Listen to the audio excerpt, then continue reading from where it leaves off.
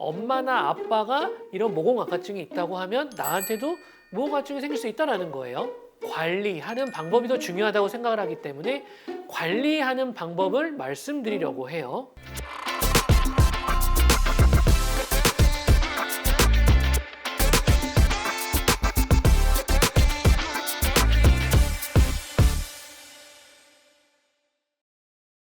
안녕하세요. 닥터 진심입니다. 여러분, 혹시 주변에 친구들이나 가족분들 중에 팔이나 허벅지에 닭살처럼 오돌토돌하게 올라온 걸 혹시 보신 적이 있나요? 아니면 혹시 내가 그런가요?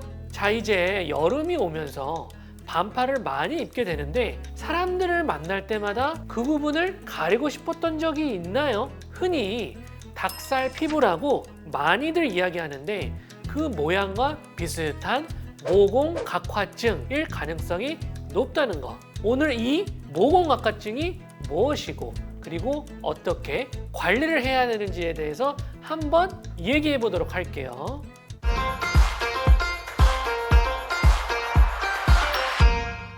그러면 모공각화증이 뭘까요? 우선 닭살 피부와 모공각화증이 비슷하면서도 다르다라는 걸 일단은 좀 아셔야 될 거예요. 춥거나 아니면 소름이 돋을 때 닭살이 표현되는 일시적인 현상을 말하는데요. 해박적으로 조금 말씀을 드리면 우리가 이제 피부층이 있는데 피부 털 옆에 근육이 딱 살짝 붙어 있어요. 춥거나 긴장하면 근육이 수축을 하면서 털이 직각으로 바짝 이렇게 쓰게 돼요. 그래서 모공이 일시적으로 두드러지는 현상을 닭살 현상이라고 말하는 겁니다. 자, 그러면 지금 고민인 부분, 모공각화증은 과연 뭘까요? 모공각화증은 온도에 관계없이 지속되는 증상을 말하는데 모공이 각질화 된다라고 해서 모공각화증이에요. 모공은 털 구멍이라 그랬죠? 그래서 털 구멍의 입구가 단단한 각질로 인해서 딱 막혀 있는 거예요. 그걸 모공각화증이라고 하고 여기가 각질이 딱 막혀 있으면 털이 단단한 각질로 인해서 나오지를 못해서 털이 이렇게 나오다가 이렇게 구부러지는 잉그로인 헤어도 나타나요. 그럼 이게 원인이 뭐냐? 왜 이게 생기느냐? 감독님 있으세요? 감독님도 없잖아요. 옛날엔 있었나요? 자, 이거 설명을 드릴게요. 자, 원인으로는 유전 질환인 거예요. 유전 질환.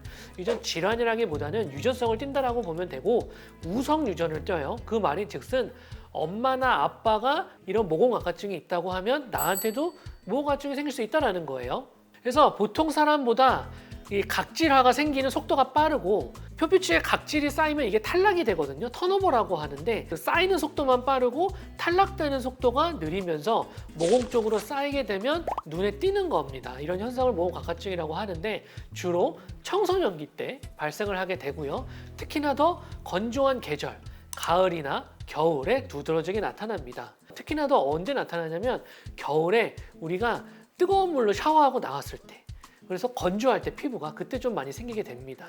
잘 생기는 부위가 있는데 팔 상완 완 바깥쪽, 여기 바깥쪽이라던가 허벅지 바깥쪽, 아니면은 힙 쪽에 엉덩이 쪽에도 생길 수도 있고 등 위쪽에도 생길 수도 있고, 그리고 또한 드물게는 얼굴 양쪽 아래 턱에도 붉은 혈관 확장과 함께 발생을 하게 되는 겁니다. 자, 성인의 40% 정도, 그리고 청소년기의 50-60% 정도가 가족을 쓸 정도로 흔한 증상이라고 표현하고 싶네요. 그래서 저는 모공각화증을 치료하는 방법보다는 관리하는 방법이 더 중요하다고 생각을 하기 때문에 관리하는 방법을 말씀드리려고 해요. 첫 번째, 만졌을 때 이제 까실까실하다고 이거를 자꾸 습관적으로 손이 가서 뜯는 경우가 있어요. 그런 관리는 절대 하시면 안 됩니다. 왜냐하면 계속 손으로 뜯다 보면 이게 피부가 자극이 되고 염증이 생겼다가 상처가 되고 반복이 되기 때문에 결국에는 혈관 확장이라던가 색소 침착, 그래서 피부 장벽이 무너진 상태가 될 수 있기 때문에 자꾸 까실까실하고 뜯기 좋다고 해서 뜯으면 안 되는 거예요. 자, 또 하나는 스크럽이나 떼수건을 사용하지 않는 겁니다.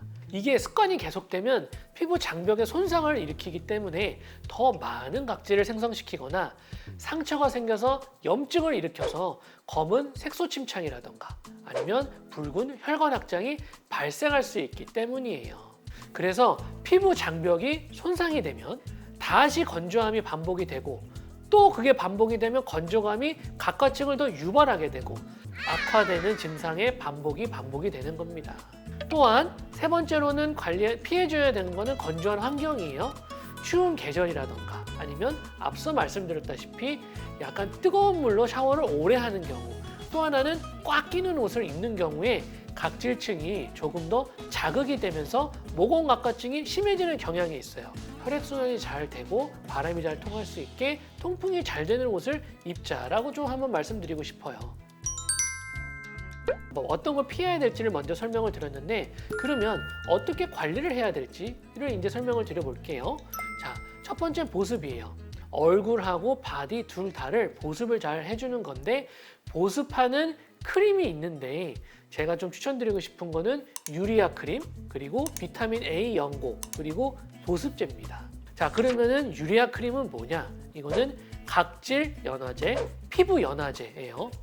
어떤 분들은 써보셨을 수도 있어요. 예를 들면 오래 서 있거나 높은 굽을 많이 신거나 그랬을 때 발 뒤꿈치에 각질이 심해서 아마 써본 경험이 있으셨을 수도 있어요. 유리아 크림을 쓰거나 아니면 그 성분이 포함된 화장품을 쓰시는 걸 추천을 드리는데, 요거는 각질을 녹이는 효과뿐만 아니라 보습작용을 하게 됩니다. 그래서 각질을 녹여내고 없애는 힘이 더 강해지게 되는 것이죠. 자, 그 다음에는 비타민 A 연고예요. 예전에는 스티바 A 많이 썼었죠. 얼굴에도 각질의 턴오버를 일으키기 때문에 스티바 A를 많이 썼었고, 요즘은 스티바 A가 단종이 됐기 때문에 디페린겔, 아다팔렌 같은 유사 제품을 많이 쓰고 있어요. 이거 약 처방이 가능한 거고, 요거의 역할은 각질을 덜 쌓이게 하고 화학적인 필링 효과로 단단한 각질을 녹여내는 역할을 합니다. 각질의 턴오버를 통해서 각질의 탈락을 빠르게 되도록 도와주는데요. 요거는 항상 제가 주의사항 말씀드리죠. 항상 자외선이 없는 밤에 발라야 되고, 자극이 있어서 콩알 만큼 짜서 보습제와 섞어서 발라주고, 피부 자극감이 있다고 하면 바로 중단을 해서 전문의와 상의가 필요합니다. 자극감이 어느 정도 1, 2주 정도는 있을 수는 있지만 피부 상태에 따라서 자극감, 자결감이 심한 사람이 있어요. 그런 경우 같은 경우는 일단 상의가 다시 필요한 거죠. 그 다음에 관리하는 방법, 보습제예요. 각질이 수분을 함유하면 덜 딱딱해지고, 수분이 적절한 피부는 각질을 덜 만들어내는 역할을 하는 겁니다.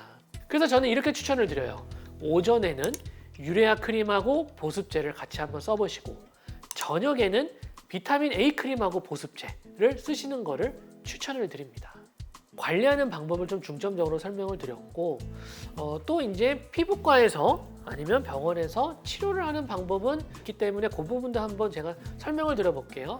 첫 번째로는 필링이에요. 필링. 알라딘 필이라던가 해초필 같은 각질을 제거 후에 피부를 부드럽게 만드는 시술이죠. 근데 요거 같은 경우는 원인을 해결한다라기보다는 주기적인 관리가 필요해요. 필링을 하게 되면 각질도 한번 정리가 돼요.